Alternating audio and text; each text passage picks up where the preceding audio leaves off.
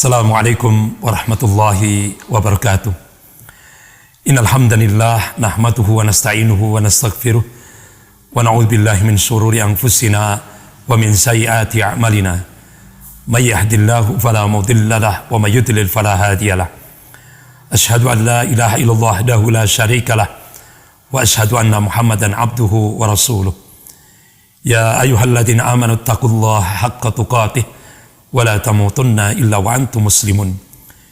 Ya ayuhan nasu taqu rabbakum alladhi khalaqakum min nafsin wahidah wa khalaqa minha zawjaha wa batha minhuma rijalan katsiran wa nisaa wattaqullaha alladhi tasaaluna bihi wal arham innallaha kana 'alaikum raqiba. Ya ayyuhalladzina amanu taqullaha wa qulu qawlan sadida yuslih lakum a'malakum wa yaghfir lakum dhunubakum wa may yuti'illaha wa rasulahu faqad faza fawzan 'azima. Amma ba'd. Fa inna asdaqal hadis kitabullah wa khairul hadi hadi Muhammadin sallallahu alaihi wasallam wa syarrul umur muhdatsatuha wa kullu muhdatsatin bid'ah wa kullu bid'atin dhalalah wa kullu dhalalatin finnar. Ma'asyiral muslimin rahimakumullah. Allah Subhanahu wa taala memberikan tanbih, memberikan peringatan pada hamba-hambanya yang beriman dalam surah Al-Hasyr ayat 18. Allah berfirman, A'udzubillahi minasyaitonir rajim. Ya ayyuhalladzina amanu taqullaha wal tanzur nafsum ma qaddamat lighad wattaqullaha innallaha khabirum bima ta'malun. Ya ayyuhalladzina amanu taqullaha wal tanzur nafsum ma qaddamat lighad. Hai orang-orang yang beriman, takutlah kepada Allah. Wal tandur nafsum ma qaddamat lighad. Dan hendaklah setiap diri memperhatikan apa yang telah dipersiapkan untuk hari esok. Wattaqullah, dan bertakwalah kepada Allah. Innallaha khabirum bima ta'malun. Sesungguhnya Allah Maha mengetahui apa yang kamu kerjakan. Ma'asyiral muslimin rahimakumullah. Dan surah Al-Hasyr ayat 18 ini kita diperintah oleh Allah Subhanahu wa taala untuk senantiasa melakukan muhasabah, introspeksi diri. Karena kita manusia yang dhaif, manusia yang lemah. Manusia yang lemah. Yang kuat hanyalah Allah. Oleh karena itu, muhasabah, introspeksi diri ini sangat penting dalam hidup dan kehidupan kita sebagai hamba Allah yang dhaif, yang lemah ini. Sebagaimana Rasulullah sallallahu alaihi wasallam mengabarkan pernah satu saat Rasulullah sallallahu alaihi wasallam salat. Ketika salat berjamaah dengan para sahabatnya, ketika iqamah mau dikumandangkan, Rasulullah saat itu menoleh ke belakang. Ada sahabat yang baru masuk dari belakang masjid. Terlihat masih ada tetesan-tetesan air karena habis wudhu. Rasulullah mengabarkan, wahai sahabatku, si fulan ahlul jannah, si fulan ahli surga. Akhirnya iqamah dikumandangkan, dan akhirnya salat berjamaah ditegakkan. Rasulullah menjadi imam dan para sahabat semuanya sebagai makmum. Ba'da salat, selesai salat sunnah, ada sahabat Rasulullah Ibnu Umar radhiyallahu an. Beliau memperhatikan orang yang dikabarkan oleh Rasulullah ini ahlul jannah, ahli surga.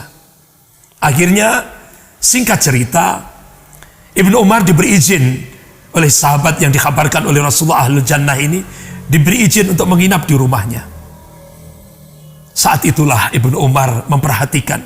Hari pertama, Ibnu Umar melihat mungkin ini ada hal yang lebih dari sisi ibadah. Ternyata setelah diteliti hari pertama itu sama, tidak ada keistimewaan. Sholatnya sama, ibadah-ibadah yang lainnya sama. Kemudian hari kedua Ibnu Umar melihat, oh mungkin orang ini ahli sholat lail, sholat tahajud. Karena kebetulan kamar bersebelahan, dia intip, ya Allah ternyata orang ini tertidur. Ya mungkin itu menjaga supaya tidak ada riya. Kemudian hari ketiga, saat itulah Ibnu Umar menyampaikan, wahai sahabatku, kemarin engkau dikabarkan oleh Rasulullah ahlul jannah, ahli surga. Apa amalan rahasia yang kau lakukan? Dan sebenarnya orang ini amalan-amalan sirriyah, amalan-amalan rahasianya ini sebenarnya dia ingin yang tahu itu hanya dia sama Allah. Allah sama dia. Tapi karena ini yang tangannya adalah seorang sahabat Rasulullah yang dekat dengan Rasulullah, akhirnya diberitahu, wahai sahabatku Ibnu Umar, ketika menjelang tidur saya seringkali melakukan muhasabah, introspeksi diri. Jadi ketika saya pada hari itu menyakiti orang lain, saya tidak bisa tidur, sehingga saya harus cepat-cepat minta maaf terlebih dahulu.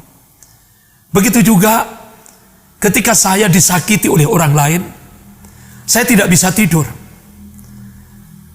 sebelum saya memberi maaf terlebih dahulu. Itulah yang aku kerjakan. Allahu Akbar, ternyata Rasulullah mengabarkan minta maaf dan memberi maaf terlebih dahulu itu ternyata amalan ahlul jannah, ahli surga. Dan ini memang pekerjaan yang berat. Ketika kita dijelek-jelekkan orang lain, ketika kita sudah, nama baik kita sudah dihancurkan, justru Rasulullah SAW mengajarkan kepada umatnya beri maaf terlebih dahulu. Memang ini pekerjaan berat, tapi itulah pekerjaan ahlul jannah, ahli surga. Meminta maaf dan memberi maaf terlebih dahulu. Itulah pekerjaan ahlul jannah, ahli surga. Ma'asyiral muslimin rahimakumullah. Memang dalam hidup dan kehidupan ini, kita seringkali melihat, ya, kadang-kadang ada sesuatu yang di hadapan kita jelek, tapi belum tentu di hadapan Allah jelek. Karena ada kadang-kadang kita menganggap itu baik, tapi belum tentu. Oleh karena itu, kita sebagai hamba Allah, kita harus husnudzan kepada Allah Subhanahu wa taala. Sebagaimana Rasulullah mengabarkan, qala Rasulullah sallallahu alaihi wasallam, husnudzan billah wa husnil ibadah. Jadi berbaksangka kepada Allah itu adalah ibadah yang paling baik. Jadi apapun kondisi kita, ya, itu adalah pemberian Allah yang harus kita syukuri. Karena semakin tinggi iman seseorang, semakin tinggi pula ujian yang Allah berikan kepadanya.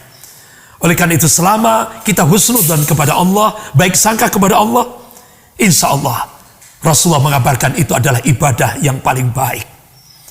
Ma'asyiral muslimin rahimakumullah.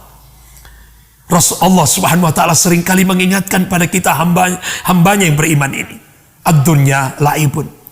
Kehidupan dunia itu, kata Allah, permainan. Ad-dunya walahun, kehidupan dunia itu sesuatu yang melalaikan. Ad-dunya mata'ul ghurur, kata Allah kehidupan dunia itu menipu, kehidupan dunia itu semu. Ad-dunya mata'un qalil, kehidupan dunia itu kata Allah kesenangan sementara. Oleh karena itu seorang mukmin jangan sampai terhipnotis oleh dunia. Seorang mukmin senantiasa menjadikan dunia bukan sebagai ghayah, bukan sebagai tujuan.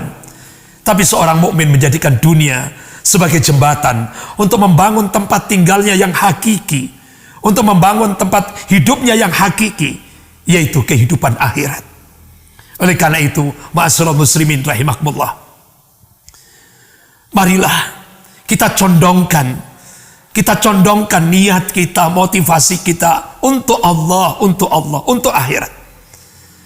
Karena Allah Subhanahu wa taala mengingatkan kepada hambanya yang beriman,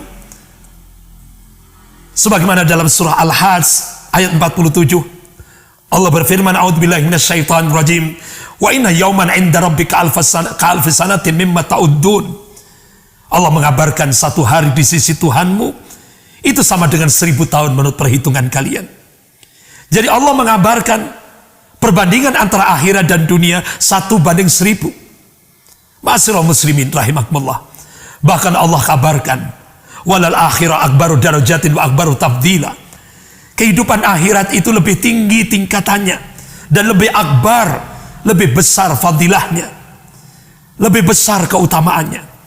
Oleh karena itu, marilah kita condongkan kehidupan kita untuk akhirat. Karena apa? Rasulullah SAW mengingatkan pada umatnya, kalau niat kita, motivasi kita, semangat kita untuk dunia, Allah Subhanahu wa taala, kata Rasulullah, akan mencerai-beraikan urusan kita di dunia. Allah Subhanahu wa ta'ala akan mencerai-beraikan urusan kita di dunia. Bahkan Rasulullah mengabarkan Allah akan miskinkan hati kita. Bahkan Allah Subhanahu wa ta'ala, dunia yang datang pada kita hanya sebatas apa yang dikehendaki oleh Allah. Tapi sebaliknya, ma'asyiral muslimin rahimakumullah, kalau niat kita, motivasi kita untuk Allah, untuk akhirat kita, Allah Subhanahu wa ta'ala akan memudahkan segala urusan kita fid dunya wal akhirah. Bahkan tidak hanya itu, Allah Subhanahu wa ta'ala akan memudahkan segala urusan kita dalam kehidupan dunia dan akhirat. Bahkan Allah Subhanahu wa ta'ala mengabarkan Allah akan kayakan hati kita. Jiwa-jiwa qanaah itu akan diberikan oleh Allah kepada kita. Dan dunia yang datang pada kita itu dalam keadaan tunduk dan hina. Oleh karena itu, marilah kita condongkan kehidupan kita untuk Allah, lillah. Mudah-mudahan ma'asyiral muslimin rahimakumullah, Allah berikan kemampuan kepada kita semuanya sampai kita menghadap Allah. Mudah-mudahan kita diberikan akhir yang husnul khatimah. Lebih kurangnya saya mohon maaf yang sebesar-besarnya. Astaghfirullahaladzim, subhanakallahumma wa bihamdik, asyhadu an la ilaha illa anta astaghfiruka wa atubu ilaik. Wabillahi taufiq wal hidayah. Wassalamualaikum warahmatullahi wabarakatuh.